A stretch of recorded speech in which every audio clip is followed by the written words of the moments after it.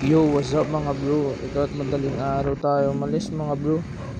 5 AM in the morning. Kailangan na natin bilisan. Medyo dinanghali na nga tayo niyan mga bro. Dapat 4 AM nandun na tayo eh. Ito, nandito na tayo mga bro sa Tianggian. Ayan, pagtapos natin mag-review sa saglit, ayan, hinatid muna natin si Esme sa school niya. At babalik tayo at nandito na ulit tayo mga bro. Ayan, dumami na lalo yung mga tao mga bro. Tingnan natin kung may maririnig pa tayo. Ayan, madami-dami pa naman tayo nakuha. At ito, nasa arrival na naman tayo mga bro.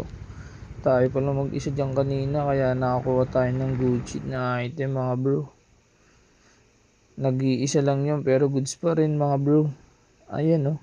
Ayan lang naman yung nakuha natin mga bro. Ayan, rekta ship na natin agad dyan. Ayan nga pala si Ashmon mga bro. Ang tropa nating labubu. Ayan mga bro, nandito na tayo sa JNT. Papaship na natin agad yung item.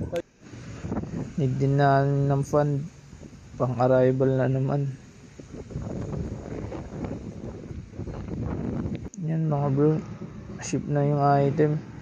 Tayo uuwi na. Ayan, at maglalay pa tayo mga bro. Salamat nga pala sa panonood nyo lagi mga bossing.